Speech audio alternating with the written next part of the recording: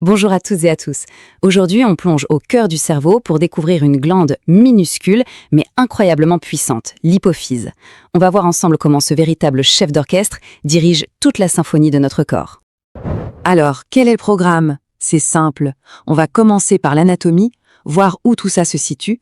Ensuite, on va décortiquer chaque partie de la glande, les hormones qu'elle gère, et on terminera par le grand système de commande qui chapeaute le tout. Allez, c'est parti! Ok, première étape, l'anatomie. C'est la base. Pour bien comprendre comment l'hypophyse fonctionne, il faut d'abord savoir où elle se cache et surtout pourquoi son emplacement est aussi stratégique. Alors voilà, l'hypophyse, elle n'est pas n'importe où, elle est bien à l'abri, logée à la base du cerveau dans une petite cavité osseuse qu'on appelle la selle turcique. Et le plus important, c'est qu'elle est directement branchée à l'hypothalamus. C'est ça qui en fait le lien parfait, vraiment l'interface entre notre système nerveux et notre système hormonal. Bon, attention, une chose super importante à comprendre. L'hypophyse, ce n'est pas un seul bloc. Il faut l'imaginer comme une structure en deux parties, avec deux jobs complètement différents. D'un côté, on a l'antéhypophyse, la partie avant, qui est une véritable usine à fabriquer des hormones. Et de l'autre, la post-hypophyse, à l'arrière, qui joue plutôt le rôle d'un entrepôt. On va regarder ça de plus près. Allez, on zoome sur l'usine, donc le lobe antérieur. C'est la plus grosse partie de la glande et c'est là que ça bosse dur. À l'intérieur, on trouve des cellules ultra spécialisées et chacune a une mission bien précise.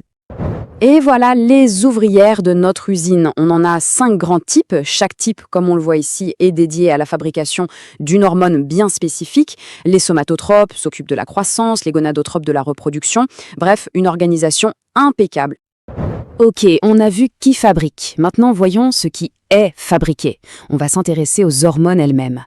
Pour chacune, on va regarder à quoi elle sert et surtout comment le corps s'assure qu'il y en a juste la bonne quantité. Ni trop, ni trop peu. On commence avec la première de la liste, l'ACTH ou l'hormone corticotrope. C'est en gros le messager qui sonne l'alarme et déclenche notre réponse au stress. L'ACTH ne fait pas qu'une seule chose. Son rôle est double. D'abord, bien sûr, elle donne l'ordre aux glandes surrénales de libérer du cortisol, la fameuse hormone du stress. Mais ce n'est pas tout. Elle s'assure aussi que ces glandes restent en bonne santé et bien fonctionnelles sur le long terme. C'est un peu le manager du service stress. Et là, on touche à un principe clé de tout le système hormonal, ce jeu de stimulation et d'inhibition. Pour bien comprendre tout ce qui va suivre, c'est super important de définir ce mécanisme. Ce mécanisme, ça s'appelle le rétrocontrôle négatif. L'image du thermostat est parfaite pour ça. Quand il fait assez chaud dans la pièce, le chauffage s'arrête tout seul. Et bien là, c'est pareil. Quand le corps a suffisamment d'une hormone, l'information remonte et stoppe la production à la source. C'est un système d'autorégulation génial et absolument essentiel. Maintenant qu'on a ce principe en tête, on peut passer à l'hormone suivante, la TSH ou thyréostimuline. Si on continue l'analogie, c'est elle qui va gérer le thermostat général de notre métabolisme en allant parler à la glande thyroïde. Et là, on retrouve exactement le même schéma, la même boucle de contrôle. L'hypothalamus donne l'ordre à l'hypophyse de libérer de la TSH. La TSH, elle, va dire à la thyroïde de se mettre au travail. Et une fois que la thyroïde a produit assez d'hormones, ces dernières remontent l'info pour dire « stop, c'est bon, on a ce qu'il faut ». Un circuit parfaitement bouclé. Allez, on passe maintenant aux hormones qui sont au cœur de la reproduction. Il s'agit de la FSH et de la LH qu'on regroupe sous le nom de gonadotrophine. Et là, c'est vraiment fascinant, parce que la régulation n'est pas la même pour tout le monde. Chez l'homme, c'est assez simple, la testostérone exerce un rétrocontrôle négatif constant. C'est stable. Mais chez la femme, le système est beaucoup plus dynamique. Il y a bien un rétrocontrôle négatif la plupart du temps, mais juste avant l'ovulation, le système s'inverse. Il passe en mode rétrocontrôle positif pour provoquer le pic de LH qui va déclencher l'ovulation. C'est une exception vraiment unique. On continue avec l'architecte de notre croissance après la naissance, l'hormone de croissance, la GH. Fait intéressant, elle n'agit pas souvent directement. La plupart du temps, elle passe par un intermédiaire, l'IGF-1, qui est produit par le foie.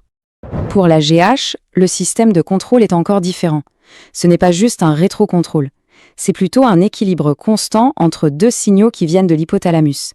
Il y a un accélérateur, la GHRH, qui dit « vas-y, produis », et en même temps un frein, la somatostatine, qui dit « stop, on se calme ».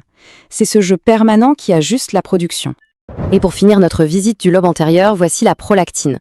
Son rôle le plus connu, c'est bien sûr de stimuler la production de lait.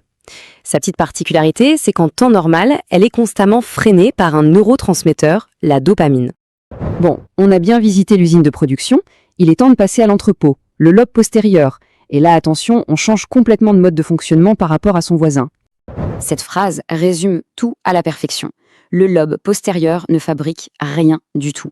Son seul boulot, c'est de stocker et de libérer au bon moment 2 hormones qui, en réalité, ont été fabriquées bien plus haut, directement dans l'hypothalamus. Et quelles sont ces 2 hormones?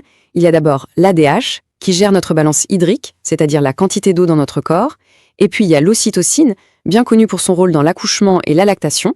Elles sont fabriquées dans l'hypothalamus, descendent le long des neurones et attendent simplement le signal pour être libérées. Voilà, on a fait le tour des hormones, de leurs fonctions, de leur système de régulation.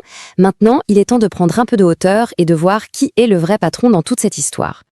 On entend souvent dire que l'hypophyse est la glande maîtresse. Mais avec tout ce qu'on vient de voir, on se rend bien compte qu'elle n'agit pas de sa propre initiative. En fait, elle obéit aux ordres d'une autorité encore supérieure.